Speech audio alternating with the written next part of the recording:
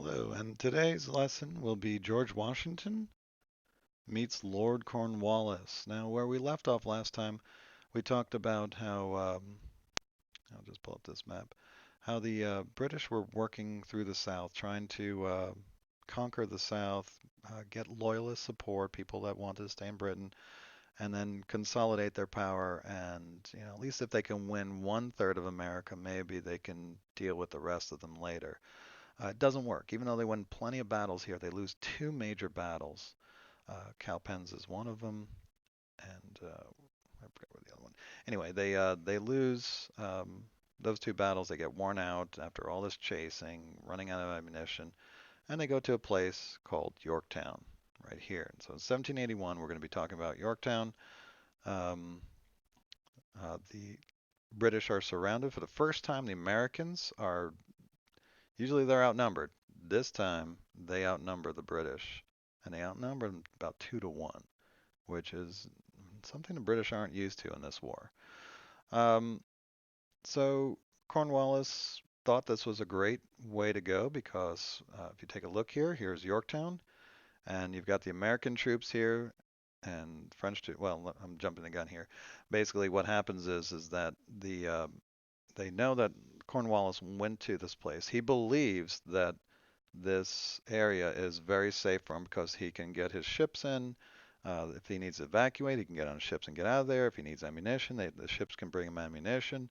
The sea is usually a really good place for the British to be because of their strong navy.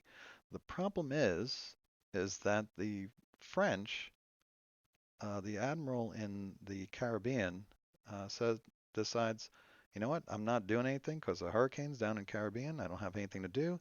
How about I come help you guys out in this Revolutionary War? And so he sends a message to the French commander, Rochambeau, and we'll see his name up here, I believe.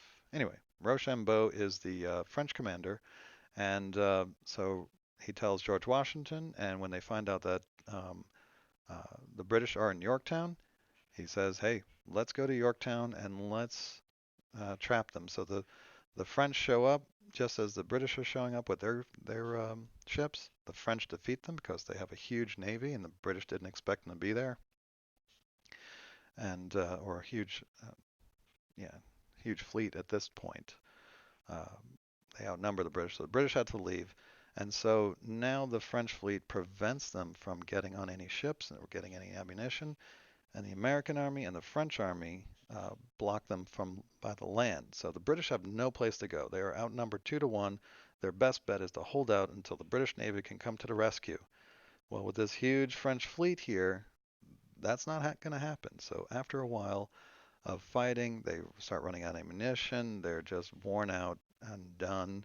And finally, the Americans move in and take the place and force their surrender at Yorktown. Well, they move in and assault it, and finally the British just give up before it's all over. So in 1781, Yorktown effectively ends the American Revolution. However, it doesn't officially end until 2 years later, 1783, the Treaty of Paris. The Treaty of Paris is where the American or the British finally recognize the Americans. America now exists according to the British. No one's going to challenge them now.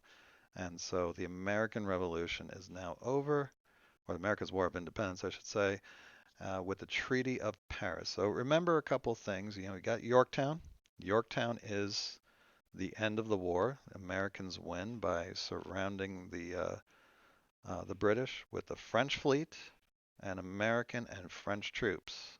Okay, about half of these troops here are French. So, yeah, the French lent a lot of forces. If it wasn't for the French, we don't win this battle. We don't even try to go after the British here.